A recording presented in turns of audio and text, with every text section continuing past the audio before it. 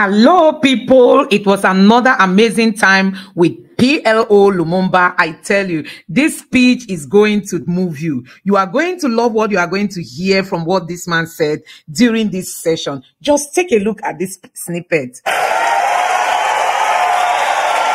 So the time is now. The time is now to begin re-educating ourselves. The time is now to exercise the ghost of low self-esteem. You know, Africa has many things. We have talked about our mineral resources. We've talked about our arable land. We have talked about many things, but from where I sit, the greatest African resource is the human resource. Yes, the human resource is the greatest. We all know that Africa is populated by young people. We have these young people who are there to take over the world. But the only problem we've always had is the issue of corruption. Corruption is what is taking us back as a people. And that is what PLO Lumumba has always been addressing. He has always spoken to African leaders. And sometimes you keep wondering if these are leaders have really got ears that hear. Because they will sit down and listen. But the next moment, they go ahead doing opposite of all they heard from people like this. So, guys, I'm going to allow you to watch this video because PLO Lumumba is saying that it is time, especially for Nigerians, to take over their countries. We all know the position of Nigeria when it comes to the progress of Africa. Nigeria has got a key role to play. And that role we are not playing. He has sent a strong message on how it is corrupt leaders who are taking countries like Nigeria in Africa backwards. And that is what the youths must stand up to say no to. We must stand up to start building a country that we all can be proud of. So he was in Lagos, and that was where he gave this speech, and he directed it mostly to Nigerians to arise and take back their country. Let me allow you to watch that video in full. Take a look at this. So the time is now. The time is now to begin re-educating ourselves. The time is now to exercise the ghost of low self-esteem. You know, Africa has many things. We have talked about our mineral resources. We've talked about our arable land. We have talked about many things, but from where I sit, the greatest African resource is the human resource.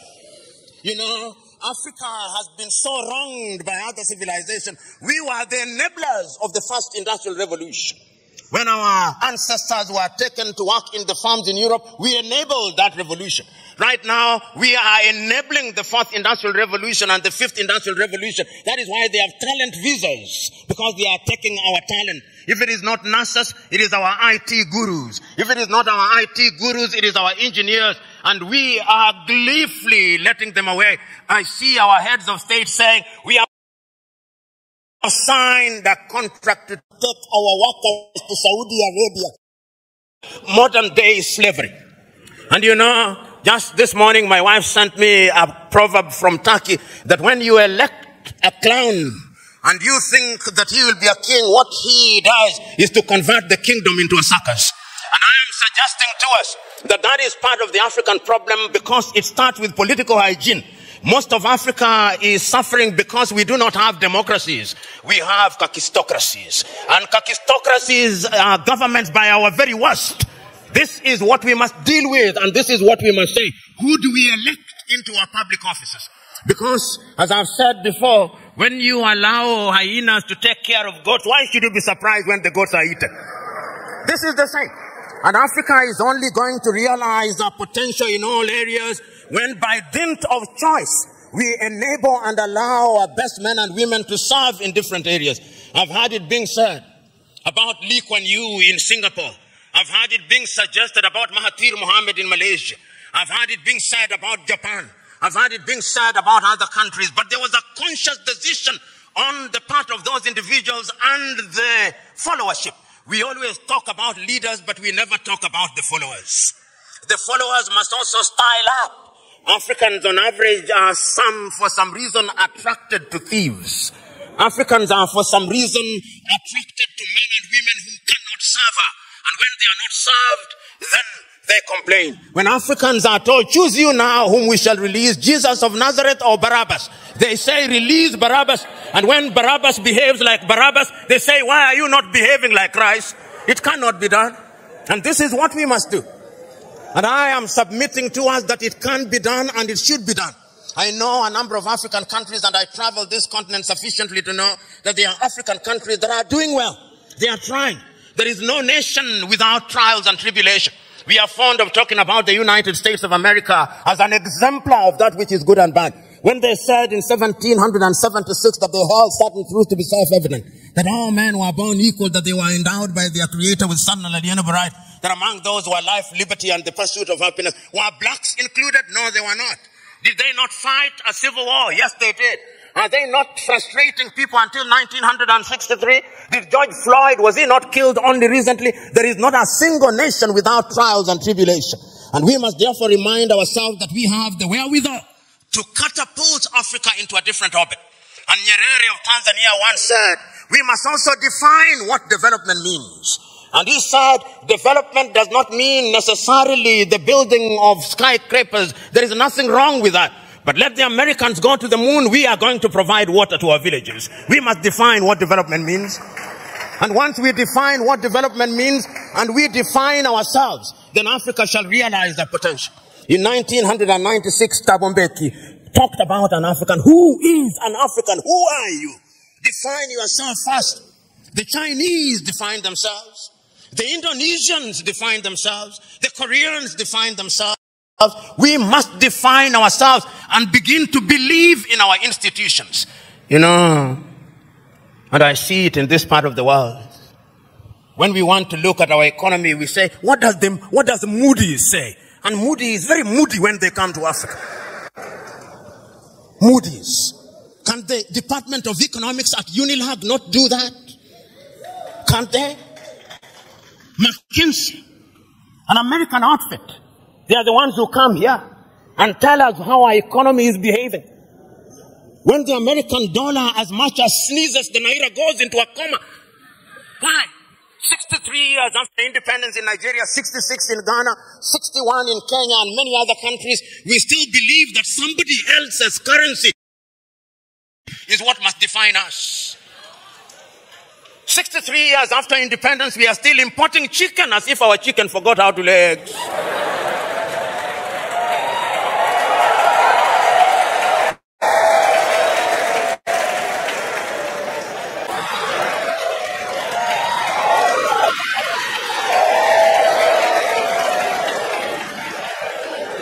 The time is now for Africa to ask fundamental questions. Because if you ask the wrong questions, you'll get the wrong answers. And I'm suggesting to us that Africa is already asking those questions. You know, in the year 2013, African heads of states and government sat in Addis Ababa, Ethiopia. That was during the chairmanship of South Africa's Nkosazana and Dlamini Zuma. And they decided that we can no longer continue to live in this muck and mire. Africa must know progress. And they came up with Africa Agenda 2063. My sister spoke to it so very ably and eloquently and passionately. What we don't say is that during that week, Nkosazana and Dlamini Zuma wrote an apology letter to Kwame Nkrumah, telling Kwame, we apologize. What we are doing now, you saw in 1963. A house divided against itself cannot stand. Now we are living through Africa Agenda 2063. We are living through the Sustainable Development Goals. And I'm not a Jewish prophet nor related to one. But I can confirm to you, we will not fulfill any one of them. You cannot, in the nature of things, engage the reverse gear and then think you'll reach your destination. You cannot. And that is what most African countries have done. So the time is now, as the cliche goes, when you are in a hole, you stop digging. And Africa must stop digging. And if we stop digging and we look at what we have, Africa Continental Free Trade Area says that we are going to trade amongst ourselves in the world. Africa trades ourselves at best at 20%. Europe at about 70%, North America possibly 65%, Asia now going to 60%, Latin America going to 55%, Africa 20%. What must we do? We must stop certain things that stand in our way. Conflict. Look at Africa as I speak to you. Look at Sudan. For the last 2 months, there is no economic activity in Sudan. They are destroying what they once built. Even if you wanted to trade, who do you trade with? Generating as at now 2.5 million refugees. I do not hear the voices of African leaders, no. Their silence is eloquent. And when they speak mutedly in sanitized languages, and people are dying. Children who ought to be vaccinated in Sudan are not getting vaccinated. Here in your neighborhood in Cameroon, children have not gone to school for the last many years. Conflict. In northern Mali, the country is divided de facto into two. In the Democratic Republic of Congo, 120 armed groups. Yet it is the busiest airspace in the continent of Africa. Minerals are being taken away to Europe and America. Central African Republic, the same. Libya, the same. Several months ago, I wrote to the chair of the African Union and all African heads of state and said, convene a meeting with only one agenda item. What can we do to save Africa from this slide? Only 4 replied. That is the state of the continent of Africa. We must deal with the basic things. We must solve conflict. We must change our governance. Because if we don't deal with the question of governance, we are going nowhere. Africa has become a continent where after every election there is conflict. Because the pursuit of power is the cutthroat competition where throats are actually cut. And when the SMO was here and he consulted the oracles, he discovered that we have a problem in that direction. And that the sooner we resolve that, the safer we will be. Africa can rise and Africa will rise. But it's not going to rise by prayer and fasting. We must pray and fast, but it will not happen. Because the last time I checked, even those of you are believers, when Abraham was taken from Ur of the Chaldeans and given Canaan, it was not on a silver platter. He had to fight the Canaanites. He had to fight the Philistines. That is the nature of divine instruction. Go ye and subdue the world by the sweat of thy brow. The kitchen where they make manna was closed. Manna will no longer come. Because you must now make your manna. And it is our duty, therefore, as Africans to begin to rethink the younger generation. You know, there is a saying in Chichewa in Malawi that more precious than our children are our children's children. So when we are doing these things, we must remind ourselves that we are doing for this generation and generations yet to be born. When my good sister was speaking, she started in 1969 about the education, we were alive. Then you came to the year 2023 and we are alive. But when you came to the year 2077, knowing as we do that we are not immortal, we shall be assumed into heaven. Some of you who will be alive, you will be old and possibly stupid and not very useful to anybody. This is why we say it is intergenerational.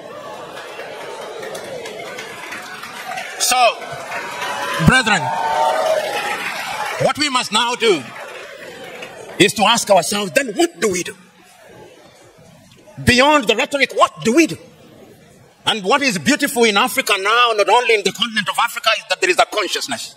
You know, I'm in a church setting and sometimes it is good to remind you, for those of you who believe and believe rightly, even in the Bible, sometimes those who are saying the right things think that they are the only ones, thinking in silo.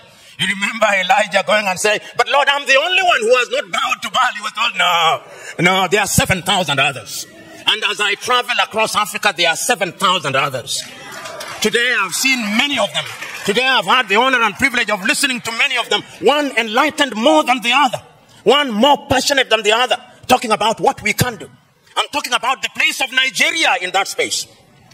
Times without number have talked about Nigeria. And reminded Nigerians that the day you become great, that is the day Africa becomes great.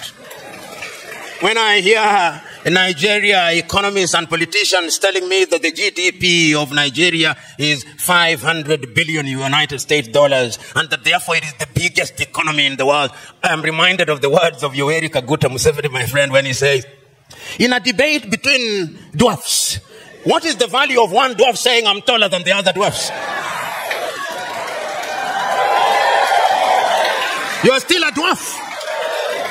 This Nigeria is capable in 5 years of becoming a 3 trillion GDP economy. The fundamentals are there. Talk of human resource.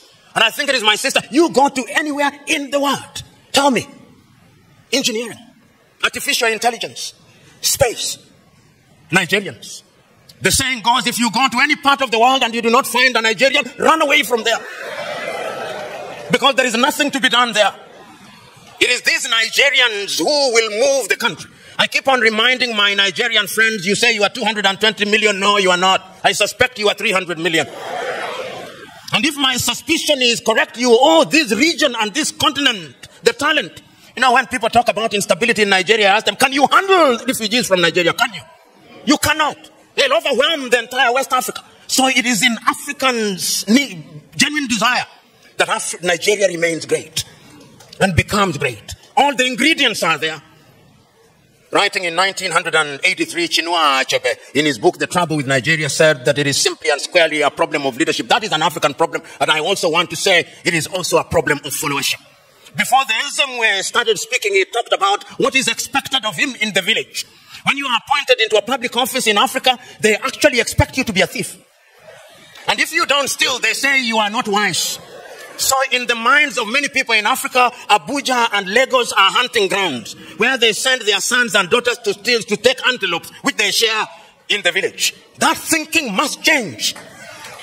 Because service for humanity is what we must look at. And I have no doubt in my mind that Africa can do it. When I look at Africa and I look at Nigeria, I see an Africa that is capable of rising because our sons and daughters are now present in the continent and even in the diaspora. You go and see the Africans in the diaspora, whether they are in Antigua and Barbuda, and my good friend here, the ambassador of Antigua and Barbuda, Wallace Williams, Trinidad and Tobago, will agree with me in that regard. You go to St. Vincent and Grenadines, you go to Jamaica, everybody now wants to come and invest in Africa. But we must make the circumstances right. So we must improve our politics. We must make our laws enabling. We must improve our agriculture. We must improve our health. We must improve our education system. We must improve the quality of the environment so that we stop our young men and women dying in the Mediterranean Sea, dying off the coast of Dhaka, going into modern day slavery in Saudi Arabia, in that part of the world. It can't be done. We have seen it done during our lifetime. We have seen South Korea do it. We have seen China do it. We are seeing India do it. We can see Indonesia doing it. We have seen Vietnam after the war doing it. And within the continent of Africa, there are other examples. We have seen Rwanda rise like a phoenix during our lifetime. We have seen Botswana do it. We have seen Cabo Verde do it. We have seen Mauritius doing it. It can be done. And if we agree that it can be done, what we must now do is to take a solemn vow. And that solemn vow must come from these words spoken by Julius Kambarage Nyerere on the 6th day of March 1997 in Accra, Ghana. When he was called upon to be the guest on the 40th anniversary of Ghana's independence, this is what he said. And I say this, then I shut up and sit down. Mwalimu said, when Kwame Nkrumah told us in 1963 that we ought to unite, we agreed with him. And we did not for one moment believe that unity in and of itself will solve our problems. What we believe that unity will make our voices as Africans to be respected. Because the rest of the world is not bothered about our Ghanaianness or our Tanzanianness. He did not say this, but I'm adding, but our Nigerianness or Ugandanness. The rest of the world only knows about Africa. The time is now. Our generation fought the colonialists and brought what we thought was independence, but they gave us the crown without the jewels. But of all the sins that we have committed, there is a single sin that we must never commit. The sin of giving up, the sin of despair. And each one of us must remember that we have a role to play. We have a role to play because if the ocean is to exist, the droplets must be good. If the forest is to exist, the trees must be good. Play your part and let the results be the testimony of your efforts. God bless you. That was a nice one from PLO Lumumba. Honestly, the problem of Africa is leadership. We've always had this challenge of leadership. I mean, electing the right people into office. That has been the main problem of Africa, and that is why we are left behind. So we've seen how China has transformed. Even countries like Malaysia, they have transformed. They have moved on. It's only Africa that is behind, you know. The Asian world has moved on. Europe has always been at the forefront. America has always been at the forefront. But when you come to Africa, instead of moving forward, we keep moving backwards because we elect the wrong people. And sometimes we want to get that current benefit and forget the long-term suffering. That is how these politicians in Africa entice Africans. You know, they give you a peanut and allow you to suffer for a very long while during election. So Lumumba is asking every African, especially those from Nigeria, it is time for you to stand up and take back your country. Take back your country from the hands of the politicians who are so self-centered, who only know about themselves and care less about the people. It is time for us to also be careful when it comes to electing the right people in places of power, because we need competent hands. We need people with empathy. We need people who understands that, you know, leadership is all about service to the people. And when they get there, they will give that service they demanded or they requested service to the people. So guys, let me know what you think about this video. Drop your thoughts in the comment section below. Don't forget to subscribe to the channel and turn on the notification bell. Thank you.